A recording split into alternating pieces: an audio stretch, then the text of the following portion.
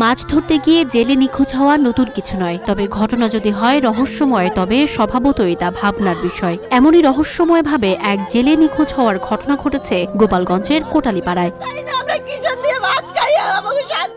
জানা যায় বিপুল মণ্ডল নামের এক জেলে মাছ ধরতে গিয়ে আর ফিরে আসেনি। শনিবার দিবাগত রাতে উপজেলার গচাপাড়া গ্রামে এ ঘটনা ঘটে। নিখোঁজ বিপুল মণ্ডল গচাপাড়া গ্রামের মৃত মতিলাল মণ্ডলের ছেলে। এ ঘটনায় বিপুল মণ্ডলের বাড়িতে স্বজনদের আহাজারিতে চলছে শোকের মাতম।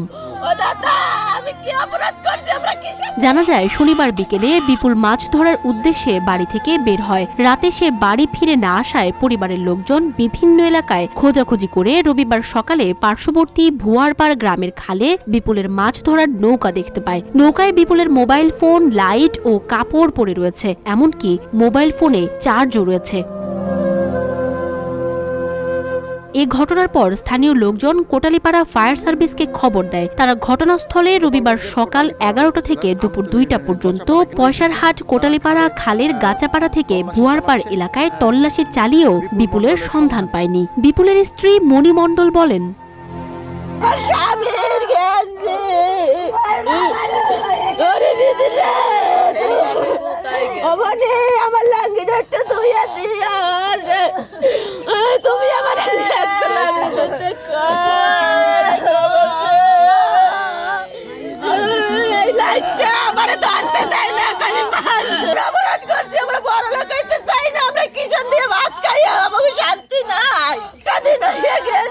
কালকে 3:30 থেকে 4টা নাগাদ বাড়িতে বাইরেছে, যাইয়া জাল দিতে গেছে, অর্ধেক দিছে, জাল আর দিতে পারে না, সেই নাও বাসকে গেছে।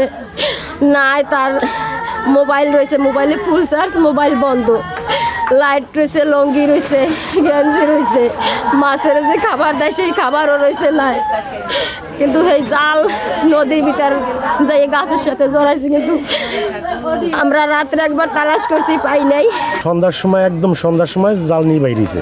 জাল দিয়ে 1 ঘন্টা লাগবে দিতে, দিয়ে বাড়ি যাবে। ওকে পাওয়া যাচ্ছে না সন্ধ্যার থেকেই। জাল দিতে এসে খালের জাল দিয়ে বাড়ি যায় না, বাড়ি না যায় আমরা তালাশে বাইরেছি। তালাশে বাইরিয়ে নৌকা পাই না, নৌকা কিছু দূরে যেই পাইছি, 1 মাইল দূরে যেই পাইছি। নৌকা পাওয়ার পরে আর খোঁজ দিয়েছি, কোথায় পাই না। এরপরে ডুবুরি নিয়ে আসছে, তারা খোঁজ করতেছে। আনুমানিক 9:30টার দিকে আমাদের খবর দেয়। খবর দেওয়ার পরে আমরা ঘটনাস্থলে আসি। আসার পরে লোকজনের কাছে শোনার পরে আমরা মাদারীপুর ফায়ার সার্ভিস ডুবুরি টিমকে খবর দেই। খবর দেওয়ার পরে তারা তাৎক্ষণিকভাবে চলে আসে। চলে আসার পরে আমাদের উদ্ধার কাজ চলতেছে প্রায় আনুমানিক ঘন্টা 2 এখন পর্যন্ত তার কোনো সন্ধান পাওয়া যাচ্ছে না।